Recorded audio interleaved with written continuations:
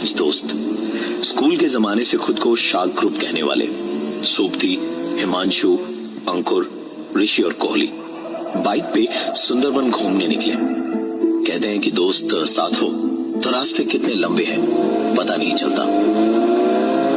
5 दोस्त बड़ी स्पीड में बाइक चलाए चले जा रहे थे कि तभी एक आवाज हुई। सोपती की बाइक का टायर पंचर हो गया था। बाकी सब आगे निकल गए।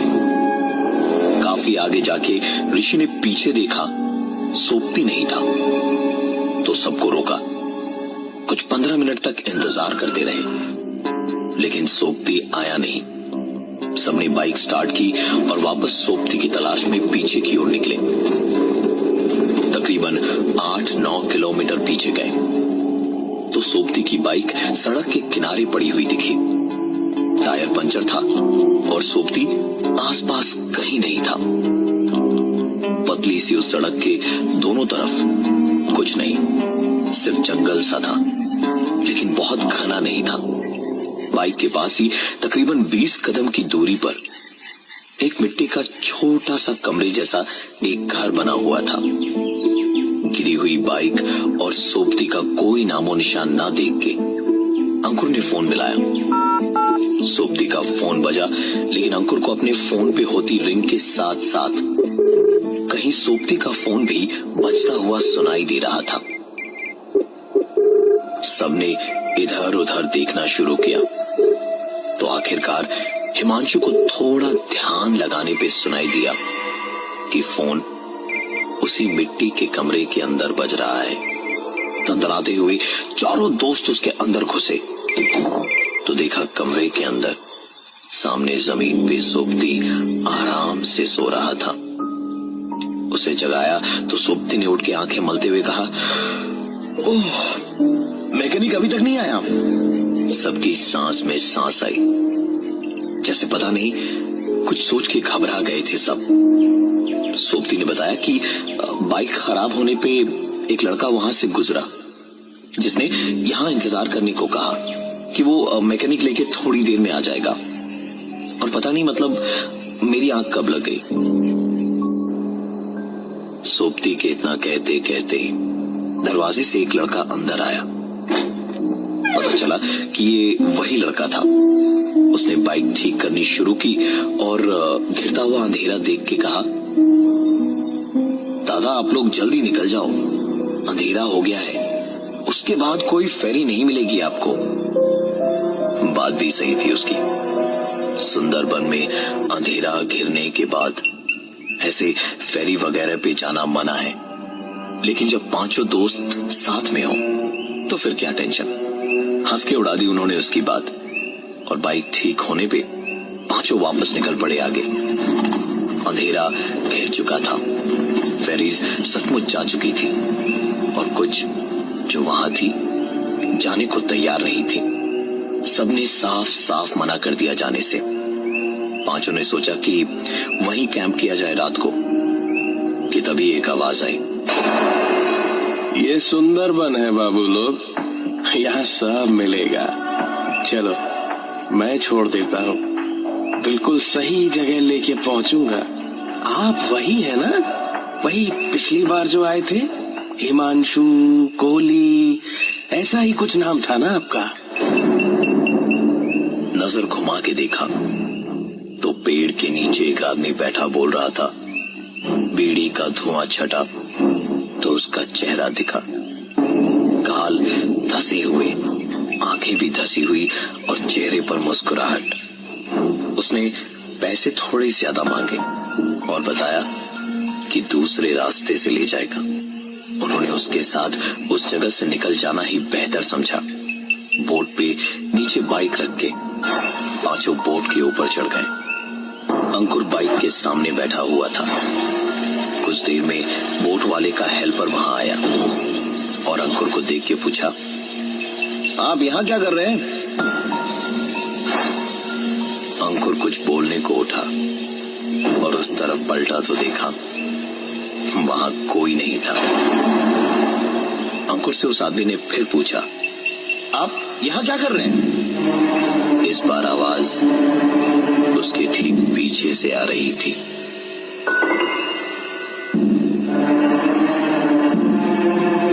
अंकुर भागा भागा वहां से निकला।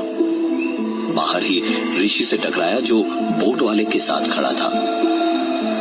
ऐसा घबराया देख के ऋषि ने उससे पूछा, क्या हुआ भाई, तू ठीक तो है? अंकुर ने पूरी बात बताई तो ऋषि ने अंकुर की पॉकेट में हाथ डाल के बोतल निकाली और कहा, तू 24 घंटे पिएगा तो ये सब तेरे ही साथ होगा ना? और इतना कह के वो उसे अपने साथ ले गया बगल वाले कमरे में। यहाँ बाकी तीनों दोस्त बैठ के मस्ती कर रहे थे, बैठ के सब बातें ही कर रहे थे जब किसी ने दरवाजा खटखटाया। कॉली ने उठ के दरवाजा खोला तो वहां बाहर कोई नहीं था। हो सकता है कोई दिक्कत हो जिसके लिए बोट वाले ने ही खटखटाया हो। ये सोच के सीढ़ियां चढ़ के ऊपर गया। ऊपर पहुंच के कॉली ने देखा कि बोट पे कोई नहीं था और तभी बोट के इंजन की आवाज की तरफ ध्यान गया। इंजन के साथ बोट भी बंद हो चुकी थी। कॉली तुरंत अपने दोस्तों के पास दौड़ा दौड़ा आया और कहा, पूरी बोट में हमारे अलावा और कोई नहीं है। कॉली का ये बोलना खत्म हुआ ही था कि तभी एक आवाज आई।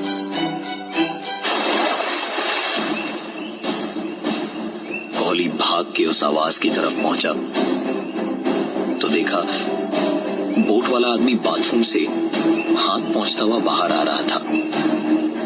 कॉली ने उससे पूछा, तुम्हारा पार्टनर कहां गया जो अभी नीचे ही था थोड़ी देर पहले? उस आदमी ने हंसते हुए कहा, पार्टनर? साहब मेरा कोई पार्टनर नहीं है, मैं अकेला ही हूँ। ये बोट मेरी है। अब आप लोग आराम से बैठिए, मैं देख के आता हूँ क्या गड़बड़ है। कॉली वापस कमरे के अंदर गया और दरवाजे को बंद करके सारे दोस्त मस्ती मजाक कर ही रहे थे कि तभी दरवाजे पर नॉक हुई। दरवाजा खोल के देखा तो वही पार्टनर या हेल्पर जिसके वजूद को अभी कुछ देर पहले उस आदमी ने नकार दिया था, सामने खड़ा मुस्कुरा रहा था और उसने कहा, मशीन में फॉल्ट है, ठीक होने में थोड़ा वक्त लगेगा। पांचों एक साथ बोले कि तुम्हारा मालिक कहाँ है? उस आदमी ने हंसते हुए कहा, अरे साहिब क्यों गरीब का मजाक उड़ा रहे हैं? बड़ी मुश्किल से पाई इकट्ठा करके बोट खरीदी है। ज्यादा पैसे होते तो इस बोट पे मैं अकेला क्यों होता, और भी लोग होते ना। उसकी बातें सुन के सबको बेहद गुस्सा आया। उन्होंने उसको पकड़ा और खींच के ऊपर ले गए।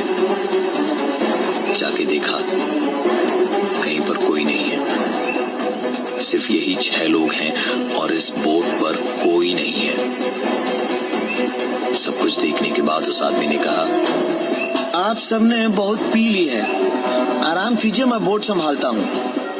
वापस आने के बाद 3 दोस्त सोबती, हिमांशु और अंकुर एक कमरे के अंदर बैठे और 2 एक कमरे में जहां ऋषि और कोहली बैठे थे।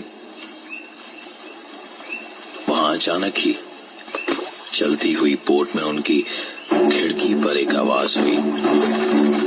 ध्यान से सुना तो ऐसा लगा जैसे कोई पानी में हाथ पैर मारता हुआ खिड़की पे खटखटा रहा हो। ऋषि खिड़की को खोलने ही जा रहा था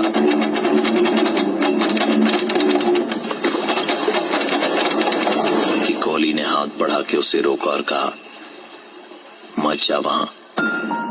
दोनों चुपचाप बैठे ही थे कि जब फिर से एक बार इंजन स्टार्ट होने की आवाज आई। इंजन के स्टार्ट होते ही बोट फिर एक बार चल पड़ी। बोट जैसे जैसे जैसे आगे बढ़ी, खिड़की से पांचों दोस्तों ने बाहर देखा। सामने जेटी पे खड़ा था वो आदमी जिसे ये दोस्त अभी तक इस बोट का मालिक समझ रहे थे। वो हाथ फहराता हुआ वहीं से कह रहा था, जाओ जाओ, आराम से जाओ, एकदम सही जगह पहुंच जाओगे तुम लोग।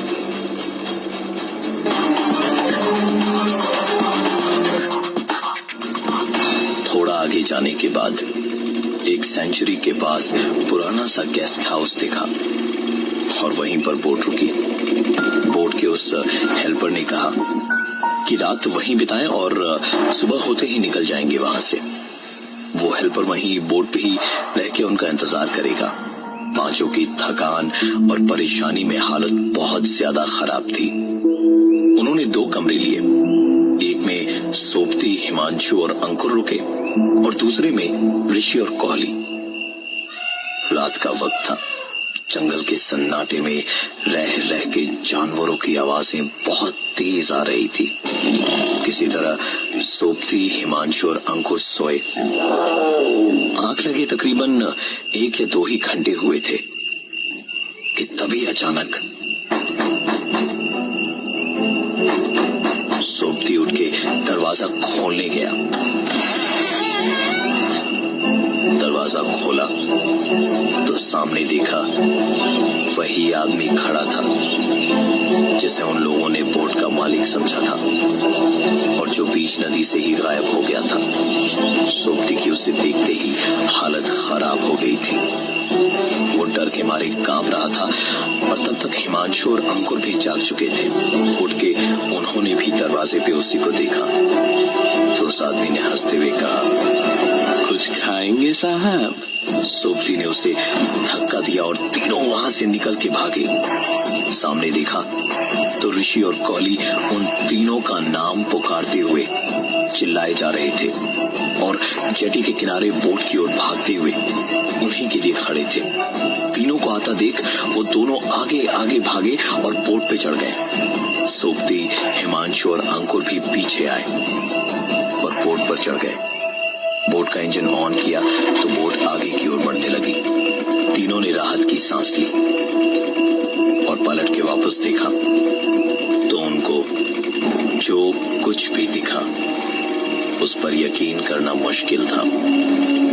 ऋषि, कोहली और वो आदमी जिसे वो बोट का मालिक समझ रहे थे, तीनों आदमी जेटी के कोने पे खड़े होके हाथ हिलाकर अलविदा कह रहे थे। तीनों तुरंत इंजन रूम की ओर भागे, बोट वाले को बोट रोकने के लिए कहने को, लेकिन पहुंच के देखा तो वहां कोई नहीं था। तीनों वापस बोट के ऊपर आए, लेकिन वहां भी कोई नहीं था। इतने में सोपती ने कहा, अब तुम लोग यहीं रुको, मैं बोट रोकने की कोशिश करता हूं। और वो इतना कह के इंजन रूम में चला गया। इंजन रूम में 50 बटन, कुछ लीवर देख के सोपती को कुछ समझ नहीं आ रहा था। तभी बाहर से उसे कुछ जोर की आवाजें सुनाई दी।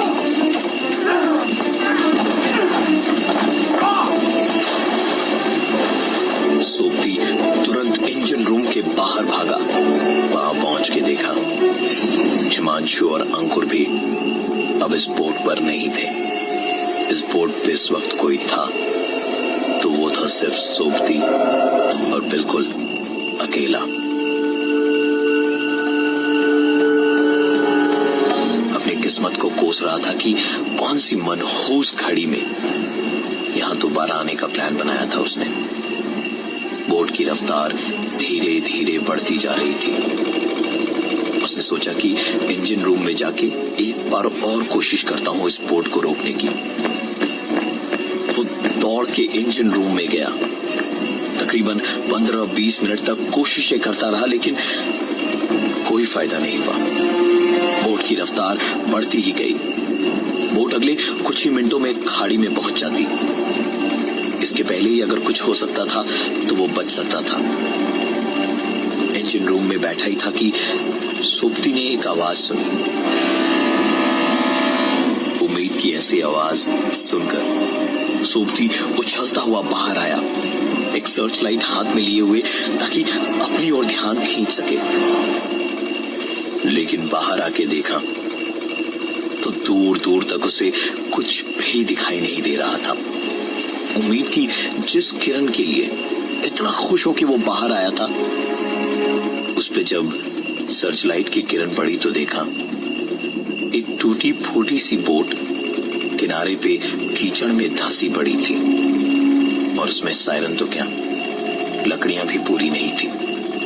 सोबती हताश आंखों और झुके कंधों से उस ओर ही देख रहा था जब इंजन रूम का दरवाजा उसके सामने जोर की आवाज के साथ अपने आप बंद हो गया।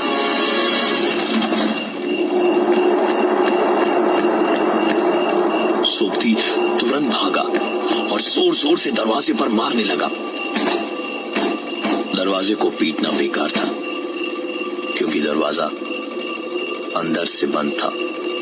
इंजन रूम एक दरवाजे को छोड़कर चारों ओर कांच का बना हुआ था। कांच तोड़ के अंदर घुसना ही इकलौता रास्ता था। फेरी अब खाड़ी में पहुंचने ही वाली थी। सोबती कांच तोड़ने एक लकड़ी लेके जैसे ही कांच के पास पहुंचा तो उसके हाथ से डंडा छोड़ के गिर गया, क्योंकि एक लड़की बैठी थी उस इंजन रूम के अंदर, एक फटी सी लपेटी हुई साड़ी में। उसके कपड़े फटे हुए थे, बुरी तरह पीटा हुआ था, और उसकी हालत बिल्कुल ही खराब थी। सोबती को अब समझ आया कि ये सब क्या हो रहा था। कुछ साल पहले जब पांचों दोस्त सुंदरबन पहली बार घूमने आए थे तो जंगल में घूमने निकले थे। वहां एक सुनसान सी जगह पे यही लड़की उन्हें दिखाई दी थी। यहाँ उन्हें कोई नहीं जानता था और दूर दूर तक आसपास कोई नहीं था। दूर दूर तक किसी को पता नहीं चलता कि क्या हुआ था वहां। इसलिए उन पांचों ने मिलकर उस लड़की और उस हालात का गलत फायदा उठाया था।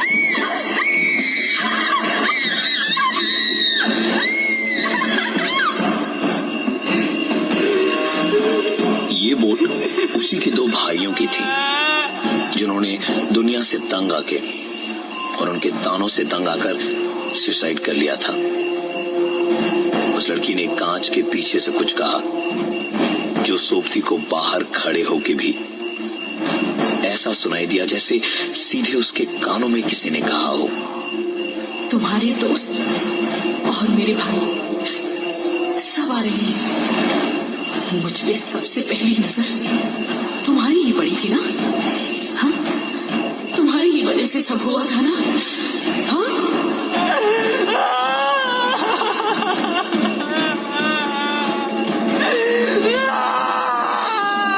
बोट अब खाड़ी में काफी आगे आ गई थी कि तभी अचानक बोट रुक गई और कुछ आवाजें आने लगी।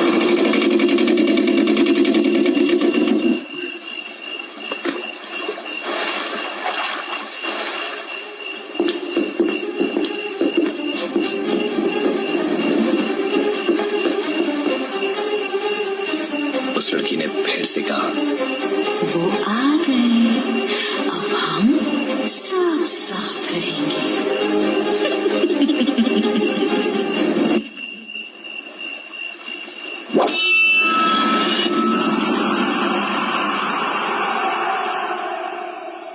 इंसान को उसके पापों की सजा इसी जन्म में मिलती है।